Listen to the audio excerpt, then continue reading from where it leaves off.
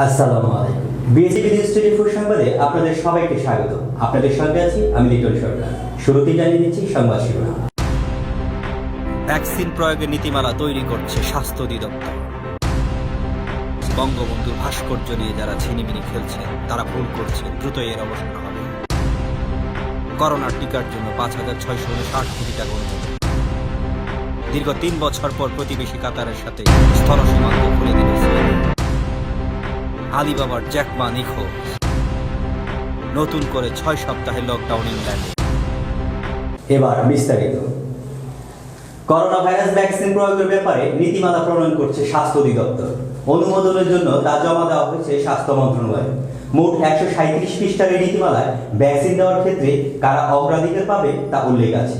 এই নীতিমালায় মন্ত্রণালয়ে জমা দেয় স্বাস্থ্য অধিদপ্তর। নীতিমালায় বলা হচ্ছে, প্রথম ধাপে দেশে মাত্র 3% মানুষকে টিকা দেওয়া সম্ভব হবে। এছাড়া দেশে ভ্যাকসিন আসার পরও প্রয়োগের জন্য 2 মাসের সময় লাগতে পারে। এজন্য প্রয়োজনীয় প্রশিক্ষণের ব্যবস্থা করা হবে। অন্যদিকে দেশে আসার পরই অক্সফোর্ডের করোনা ভ্যাকসিন ব্যবহারের ক্ষেত্রে জরুরি অনুমোদন দিয়েছে বাংলাদেশের ঔষধ প্রশাসন অধিদপ্তর। ভ্যাকসিন আমদানিতে ভ্যাকসিনকোকে এনওসি দেওয়া হয়। বিষয়টি নিশ্চিত করেছে প্রতিষ্ঠানটির মহাপরিচালক মেজর জেনারেল মোহাম্মদ মাহবুবুর রহমান। তিনি জানান, এনওসির মাধ্যমে ভ্যাকসিনটির অনুমোদন দেওয়া হয়েছে। প্রসঙ্গত, গত নভেম্বরে ভ্যাকসিনকোর মাধ্যমে বাংলাদেশ সরকার ভারতের সেরাম ইনস্টিটিউটের সঙ্গে 3 কোটি ডোজ অক্সফোর্ড ভ্যাকসিন আনার চুক্তি করে। চুক্তি অনুযায়ী চলতি বছরের জানুয়ারিতে প্রথম চালানে 50 লাখ ডোজ টিকা আসার কথা রয়েছে। Khadija Ahmed, news desk, BSTV news 24, Dhaka. বঙ্গবন্ধুর ভাস্কর্য নিয়ে যারা ছিনিমিনি খেলেছে তারা ভুল করেছে। দ্রুতই এই ভুল বোঝাবুঝি অবসান হবে বলে জানিয়েছেন স্বরাষ্ট্রমন্ত্রী আসাদুজ্জামান খান কামাল।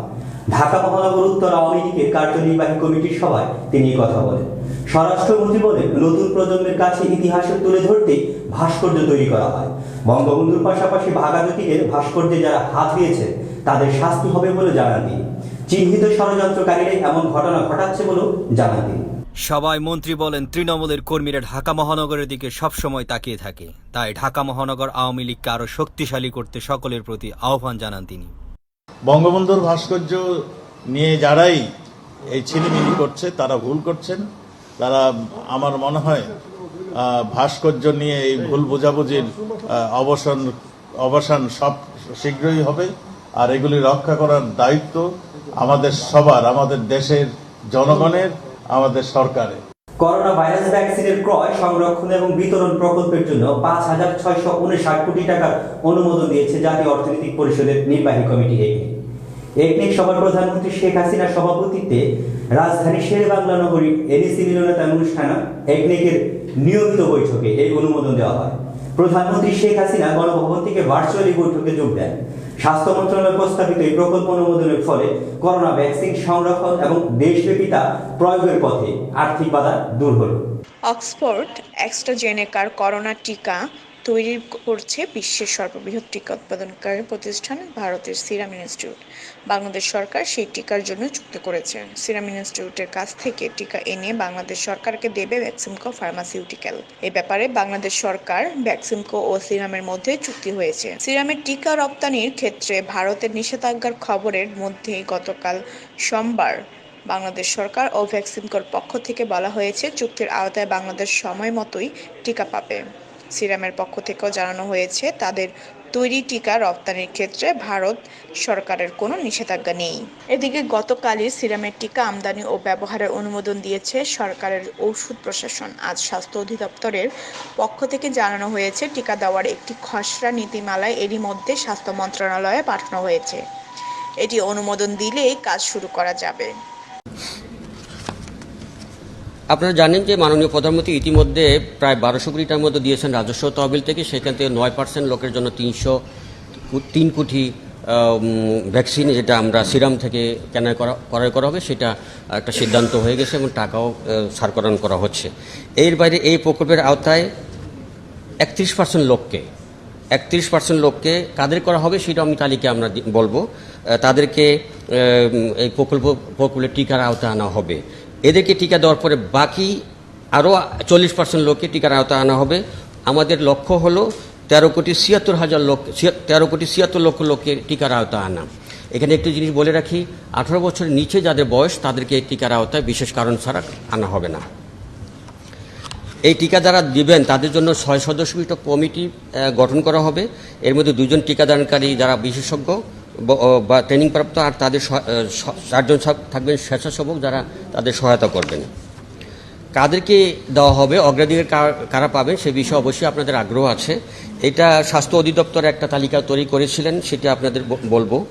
সেটা হলো কোভিড-19 সংক্রমণের সর্বোচ্চ ঝুঁকিতে থাকা সম্মুখ সারির স্বাস্থ্যকর্মী, আইন শৃঙ্খলা রক্ষাকারী বাহিনী, বিভিন্ন স্তরের সরকারি কর্মকর্তা কর্মজীবী, সাংবাদিক ও গণমাধ্যম কর্মী, নির্বাচিত জনপ্রতিনিধি, জরুরি সেবায় নিয়োজিত কর্মী, ধর্মীয় প্রতিনিধি, বন্দরসমূহের কর্মী, অন্ত্যেষ্টিক্রিয়ার সাথে জড়িত কর্মীগণ, ব্যাংক কর্মী, স্বল্প বা রোগ প্রতিরোধ ক্ষমতাহীন জনগোষ্ঠী এবং রোহিঙ্গা ক্যাম্পে যারা কাজ করছেন তারা।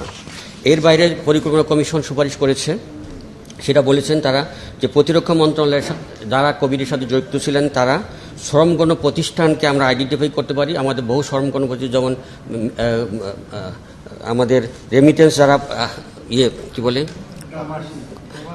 না, শ্রমগণ প্রতিষ্ঠান, আমাদের গার্মেন্টস শিল্প, এখানে শ্রমিক, এরকম বহু শ্রমগণ প্রতিষ্ঠান আছে, সেখানে শ্রমিক এবং কর্মী সবাইকে ভ্যাকসিন দিতে হবে।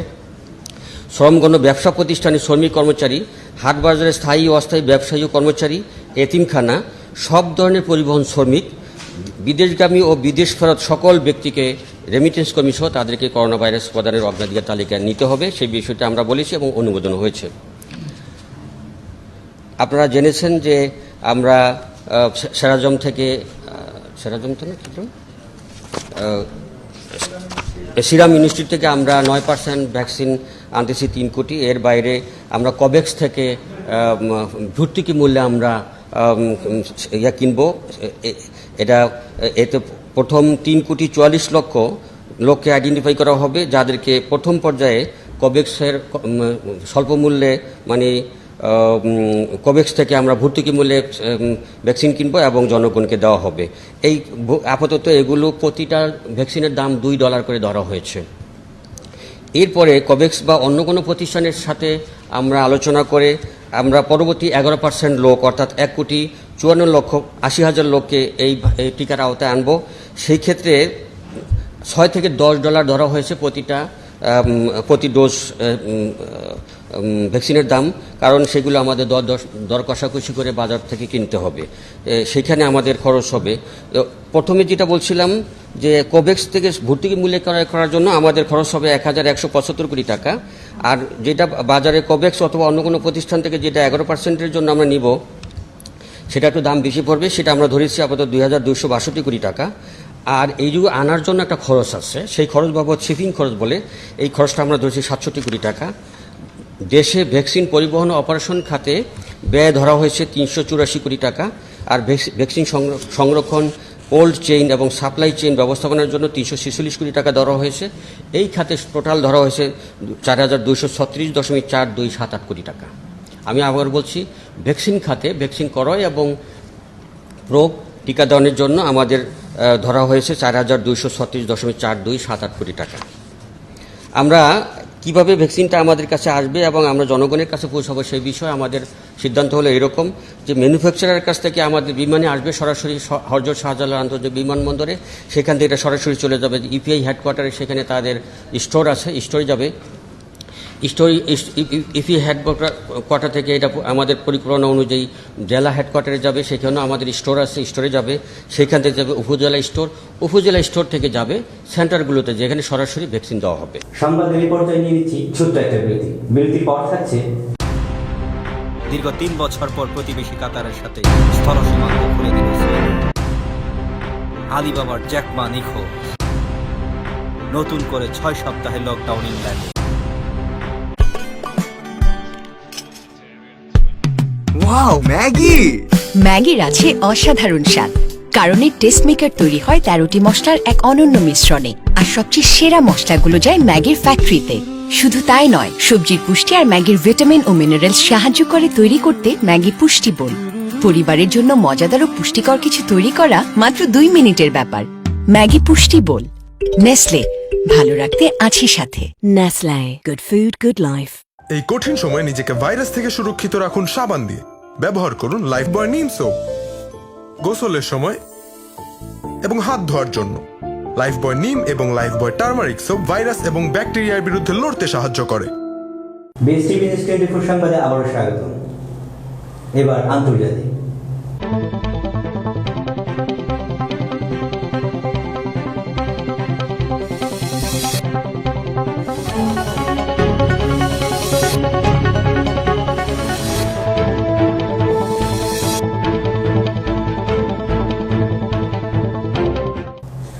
সম্পর্ক পুনঃস্থাপনে আজ চুক্তি স্বাক্ষর করবে কাতার সৌদি আরব। রিয়াদে পারস্য উপসাগরের সহযোগিতা জোট জিসিসির বার্ষিক সম্মেলন হবে এই আনুষ্ঠানিকতা। দীর্ঘ 3 বছর পর প্রতিবেশী কাতারের সাথে স্থল সীমান্ত খুলে দেওয়া হলো সৌদি আরবে। শিগগিরই যোগাযোগ পুনঃস্থাপন হবে সমুদ্র আর আকাশ সীমানাতে। মধ্যস্থকারী হিসেবে সোমবার এই ঘোষণা দেয় কুয়েত। কাতারের আমির এবং সৌদি যুবরাজ মোহাম্মদ বিন সালমানের সাথে কথা বলেছেন কুয়েতের আমির। আঞ্চলিক ঐক্যের সাথে ভ্রাতৃত্ব অক্ষুণ্ণ রাখার লক্ষ্যে সন্ত্রাসবাদে মদদের অভিযোগ এনে 2017 সালে কাতারের সাথে সম্পর্ক ছিন্ন করে সৌদি আরব, সংযুক্ত আরব আমিরাত, বাহরাইন আর মিশর। উপসাগরীয় যুদ্ধের পর আরব বিশ্বের সবচেয়ে বড় কূটনীতিক সংকট হিসেবে দেখা হচ্ছিল একে। 3.5 বছর পর কুয়েতের মধ্যস্থতায় রাজনৈতিক সমাধানের পথে রিয়াদ, দোহা। কুয়েতের পররাষ্ট্রমন্ত্রী শেখ আহমেদ নাসের আল মোহাম্মদ আল সাবা বলেন, কুয়েতের আমির শেখ নওয়াব আল আহমেদ আল সাহাবার পরামর্শে কাতারের সাথে স্থল সমুদ্র সীমান্ত খুলে দেওয়ার ব্যাপারে সম্মত হয়েছে সৌদি আরব।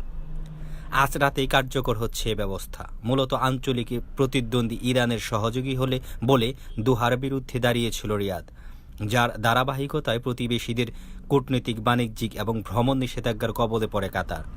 অবরোধ আরোপ করা হয় দেশটির স্থল, সমুদ্র এবং আকাশ সীমানায়। সমঝোতার ফলে এরই মধ্যে খুলে দেওয়া হয়েছে স্থল সীমান্ত। কাতারের পররাষ্ট্রমন্ত্রী সুলতান বিন সাদ আল মোরাইখি বলেন, আমাদের বিরুদ্ধে অবরোধ দেয়া রাষ্ট্রগুলোর যত অভিযোগ তার কোনোটিই সত্যি নয়। নিজেদের দাবির সপক্ষে দোহার বিরুদ্ধে সন্ত্রাসী তৎপরতার সহযোগিতা বা কোনো পৃষ্ঠপোষকতার কোনো প্রমাণ এতদিন তারা দিতে পারেনি।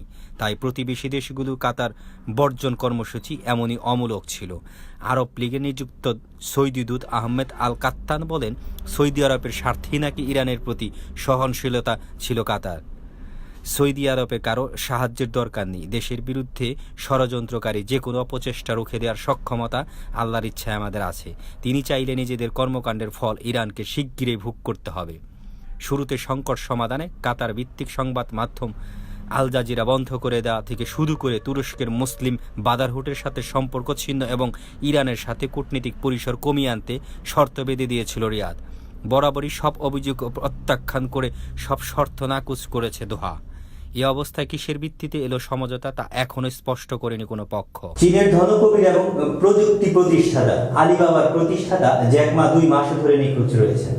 গত 2 মাসে জনসমক্ষে দেখা যায়নি তাকে, আর তাতে এ নিয়ে ছড়িয়েছে জল্পনা। কারণ সম্প্রতি চীনা সরকারের বিরুদ্ধে প্রকাশ্যে মুখ খুলেছিলেন জ্যাক মা। এরপর থেকেই প্রকাশ্যে তার দেখা যায়নি তাকে। আলিবাবার এক মুখপাত্র ওই পত্রিকাকে বলেছেন, শিডিউল নিয়ে সমস্যা থাকার কারণে বিচারক প্যানেলে জ্যাক মা আর থাকছে না। চীনের সবচেয়ে সফল এই ব্যবসায়ী দেশটির নিয়ন্ত্রক এবং রাষ্ট্রীয় মালিকানাধীন ব্যাংকের সমালোচনা করেন অক্টোবরে। তিনি তখন সাংহাইয়ে এক বক্তব্যে নিয়ন্ত্রণ ব্যবস্থা সংস্কার দাবি করেন। অভিযোগ করেন এ পদ্ধতি উদ্ভাবনী ব্যবস্থার গলা টিপে ধরেছে। এর প্রায় 1 সপ্তাহ পরে সাংহাই স্টক এক্সচেঞ্জ আলিবাবার অঙ্গ প্রতিষ্ঠান অ্যান্ড গ্রুপের $3700 কোটি ইনিশিয়াল পাবলিক অফারিং স্থগিত করে দেওয়া হয়। তারপর থেকেই জ্যাক মাকে আর জনসমক্ষে দেখা যাচ্ছে না। Khadija Ahmed, news desk, BSTV news 24। Corona সংক্রমণের ঊর্ধ্বগতি নিয়ন্ত্রণে নতুন করে 6 সপ্তাহের লকডাউন জারি করেছে ইংল্যান্ড। কঠোর স্বাস্থ্যবিধির মধ্যেও সোমবার যুক্তরাজ্যে রেকর্ড 59,000 দৈনিক সংক্রমণ শনাক্তের পরই আসে এই ঘোষণা। ব্রিটিশ প্রধানমন্ত্রী বরিস জনসন জানান, জরুরি কারণ এবং প্রশাসনের অনুমতি ছাড়া কেউ বাড়ির বাইরে হতে পারবে না। বন্ধ থাকবে সব শিক্ষা প্রতিষ্ঠান। বুধবার ভোর থেকে কার্যকর হবে নতুন লকডাউন। এই নিষেধাজ্ঞা বহাল থাকবে ফেব্রুয়ারির মাঝামাঝি পর্যন্ত। সর্বোচ্চ সংক্রমণ ও মৃত্যুর মধ্যে আগামী কয়েক সপ্তাহে মহামারীর সেকেন্ড ওয়েভ আরও তীব্র রূপ নিতে পারে বলে আশঙ্কা জানিয়ে এ নির্দেশে জারি করেন বরিস জনসন। এর আগে বাসিন্দাদের বাড়িতে থাকার নির্দেশে জারি হয় স্কটল্যান্ডেও। 18 জানুয়ারি পর্যন্ত স্কুল কলেজ বন্ধ থাকার ঘোষণা দেয় ওয়েলেস। বাড়িতে বসে অনলাইনে শিক্ষা কার্যক্রমের সময় বাড়িয়েছে নর্দার্ন আয়ারল্যান্ডও। আজকের খবর এই পর্যন্ত। এই খবরের ভিডিও সহ সকল খবরের আপডেট জানতে ভিজিট করুন www.bstpbd.com। এছাড়া বিএসটিভি নিউজ 24 এর সকল খবর আপডেট পেতে যুক্ত থাকুন বিএসটিভি নিউজ 24 পেজ। পরবর্তী খবর দেখার আমন্ত্রণ রইল। এতক্ষণ বিএসটিভি নিউজ 24 এর সঙ্গে থাকার জন্য সবাইকে ধন্যবাদ।